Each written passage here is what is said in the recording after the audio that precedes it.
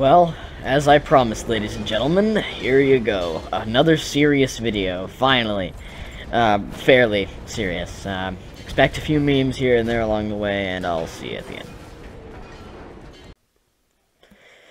Hello, ladies and gentlemen, my name is SpaceCat, and today I'm going to be going over my opinions on the PC versus console controversy and the Xbox One X. So, where to start? I think we'll start off with PC versus console.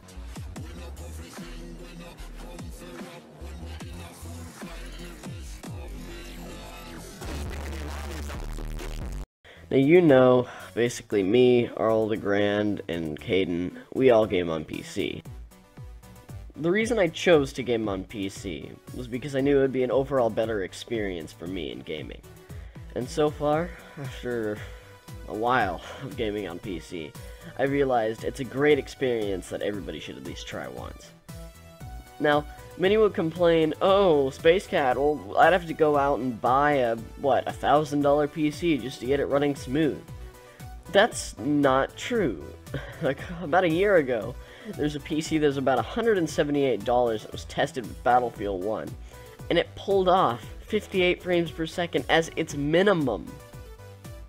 It goes to show that a PC can pull off more than a console can. Now, my experience on PC has overall changed my life on gaming and basically everything else. PC has Skype, Discord, editing softwares, which is what I'm using right now to pull off this video. Without a PC, there wouldn't be video games in general, because that's how they design their games. Now, it really angers me when I encounter a person who says that a console can pull off or run better than a PC. That is incredibly wrong. Now, of course, it does depend on the specs that your PC has. If you're running a Windows XP with a, I don't know, Intel Pentium, then of course it's not going to run as good. But even with a decent PC, it can still run much better than a console can. Now, my specs aren't necessarily the beast or anything. I only have 8 GB of RAM, the GTX 1060 with 6 GB of VRAM, and an Intel i7 6700K.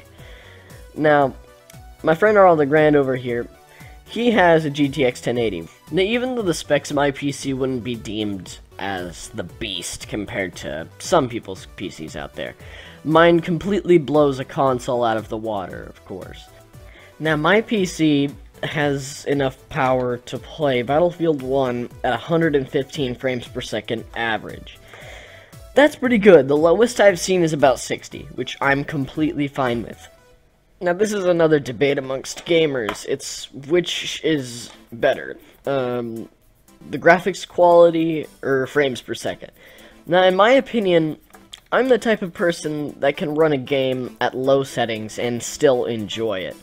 Now, with a good amount of console gamers, and I'm not saying all of them are like this, I'm not going to be criticizing anybody, I'm not pointing fingers here, but a good amount of console gamers value graphics over gameplay and frames per second. There was a YouTube poll that happened about maybe a month ago that showed that many gamers actually prefer graphics over gameplay, which really angers me. Because I can play an older game that doesn't have the most stellar of graphics, and I can still enjoy it. It's because I value gameplay over the graphics. Because, now, I can admire graphics, don't get me wrong. Some of the games these days are absolutely insane. As you saw in Caden's I'm Back video, he was playing some of that Resident Evil 7, and boy oh boy, does that game look pretty good. Now, in a little bit, I'm going to show you some gameplay of one game that I really love that I've been playing a good amount lately. I'm going to show it in just a little bit, but it's called Medal of Honor Allied Assault. It's a fairly old game. I know, you see 2 black bars on the side of the screen, don't go jumping towards the comments. I can already hear you complaining about how this can't be a good game. But please listen, games like this are just an example of how video games can still be great, even if they don't have the most stellar of graphics.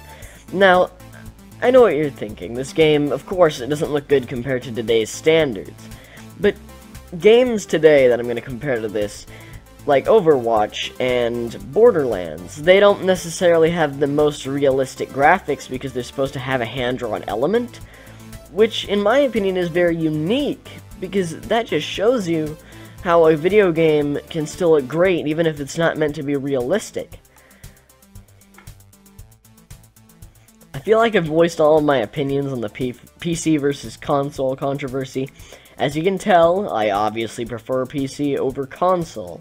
Now, don't get me wrong, I'm not the kind of person to say, put a keyboard and mouse in my hands and that's all I'm gonna use. No. No, you've got me wrong. I love consoles. Consoles are the things that have gotten me into gaming. And without consoles, I probably wouldn't even be as interested in video games as I am today. Now, of course, I started off with Nintendo consoles because I love Nintendo, and then I had a PlayStation 3, and it just went on from there, and then I switched to PC gaming. But keep in mind that I realized how much these companies are screwing over their customers. That's why I switched to PC, because I knew it would be an overall better experience. So please keep in mind that I'm not anti-console. I love console gaming. But keep in mind that there are some things that I do not like what the companies are doing to their gamers. Kill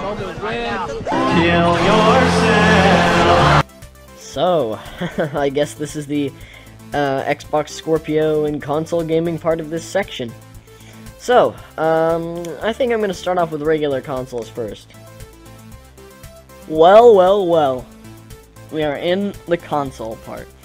Well, the reason why I switched over to PC gaming was because I decided that I did not want to be a corporate slave and pay for multiplayer.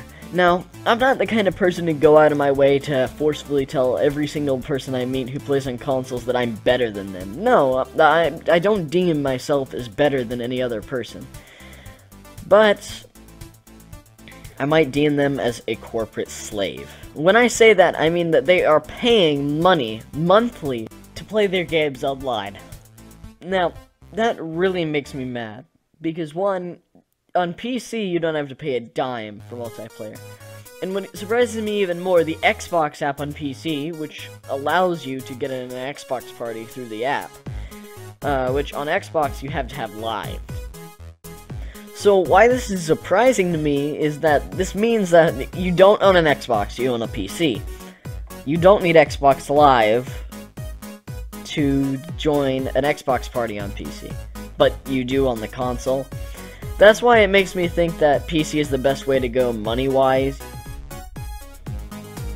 Now, what really does make me mad is that with multiplayer on consoles, you have to pay around $10 every single month, and that's not counting Xbox Live Gold, or PlayStation Now, or whatever PlayStation has. But when you really think about it, you're forking out cash to a giant company that clearly has a ton of money. Now, there always is the big talk about how giant corporations don't care anything about the consumer, which is true. A lot of console players believe that they are all at the center of attention, that they love and adore them. No, they have to profit. And I'll admit that with Steam too. Now, other YouTubers have pointed out in the past that companies competing with each other like Origin and Steam is a good thing, because when Origin started refunding their games, Steam had to step in too, which is good for the consumer. Now, with PC gaming, of course, they're not going to care just about you. It applies to every single platform that you'll play a game on. But for Valve, a giant corporation that makes tons of money, that has millions of people sitting at their computer playing games on that software every single day, to not make you pay for multiplayer is something that you will only find on PC. Now, I'm gonna roughly mention some other fairly off-topic subjects here. I read a GameRant article recently that Nintendo is actually gonna make their players pay for multiplayer monthly, about $15 every month, which shocks me, because Xbox Live and PSN only costs $10 a month, so it seems a bit weird that Nintendo would be doing something like that. Other than that, another thing I want to mention about Sony. I have a particular problem with Sony and their rules, because they are very limited and restricted to what they want their gamers to play with. Now, in my opinion, Sony works like this. They think they can if you want to play with your friends, you can only have a PlayStation 4. Which is understandable, because that's kind of how it works on every console. If one of your friends has Steam, it's most likely that you're not going to find another game that you can play with them cross-platform. But what is angering me recently is that, in another Game Rant article I read, Nintendo was confronted by Microsoft with the Switch version of their Minecraft. And Microsoft said, we would allow crossplay, and Nintendo agreed that they would want crossplay, but Microsoft said that there was a catch, that they'd have to sign in through their Xbox Live account, and Nintendo agreed. For Nintendo, a company to allow Microsoft even tamper with them is insane, and I love it. It's cool. They're unifying all of the consoles. Now, of course, it's Minecraft. Nobody plays Minecraft anymore, but it's a step in the right direction. Cross-platform play is something that has been around not necessarily for that long. It started along with Rocket League, and that's another problem I have with Sony. They don't even allow cross-platform voice chat, which is that's what Microsoft what's happened with the Xbox app. This is another off-topic subject that's not, of course, not on topic of cross-platform play or PC versus console, but it's about a particular game that I am hyped for and angered about. Modern Warfare Remastered. The one reason why many people actually did buy the deluxe version of Infinite Warfare. Now, many are mad at Modern Warfare Remastered because it does not come with all of the original multiplayer maps, and they're wanting you to pay for those maps that you did not receive. Which I can understand the anger. It angers me. If it's a remastered version, why aren't they including the original stuff and forcing you to pay for supply drops and cosmetic items? Many people are referring to it as Modern Warfare Reimagined. It's just Activision's greed fueling this remaster. Yes, this is off topic from what we're talking about, but I wanted to voice my opinion on this. This is a pretty big opinionated video. There might be some other subjects later on. But that's all I have to say about Modern Warfare Remastered for now. Big Dom showing up to crash yet another video. What do you think about the Xbox One X? I think it's time to move on to the topic of the Xbox One X. So, the Xbox One X got recently announced. It doesn't look half bad. In a way, I'm excited for it. I'm one of those people who's lenient about buying it, because I still need to see more to intrigue me about buying it. Obviously, and most likely, I probably will not buy this console. I'm just not really interested in Xbox at this point. I don't really feel like paying for multiplayer. But, one thing I do want to mention about that is the Xbox One X angers me and pleases me. It is going to become the most powerful console ever made, which, right now, the title is still held by the PlayStation 4 Pro. The Xbox One X specs, I can just pull up a sheet of that if you'd like, that's what I'm going to do, but, it is going to be the most powerful console made. And this is what angers me. As I mentioned pretty early into the video, the big topic, the big argument is frame rates, graphics, etc., which angers me that the main focus of the Xbox One X is 4K. Sure, the Xbox One S runs in 4K. I don't know if it runs its games in 4K. I think it's just videos or movies. But what truly angers me is the fact that instead of making hardware good enough to at least run even Battlefield 1 at a steady 60 frames per second, because that's all that a TV can put out. No, they jump on the giant train of 4K resolution television sets.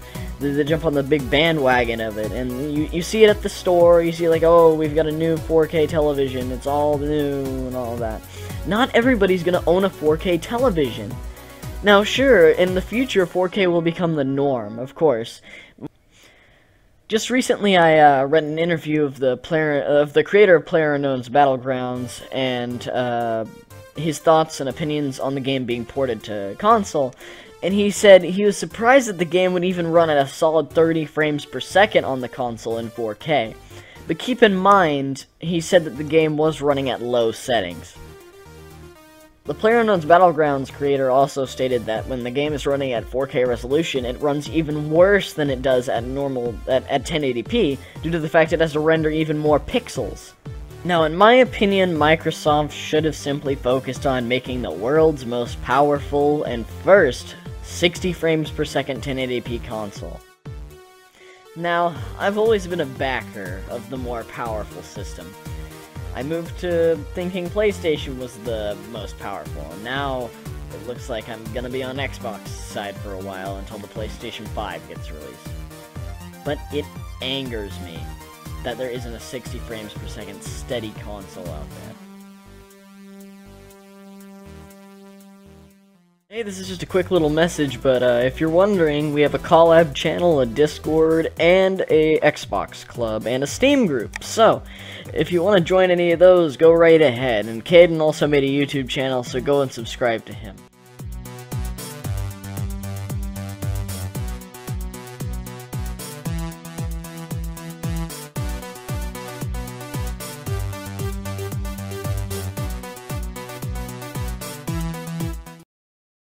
My pick, diamonds on my sword, iron on my pick, diamonds on my sword, iron on my pick.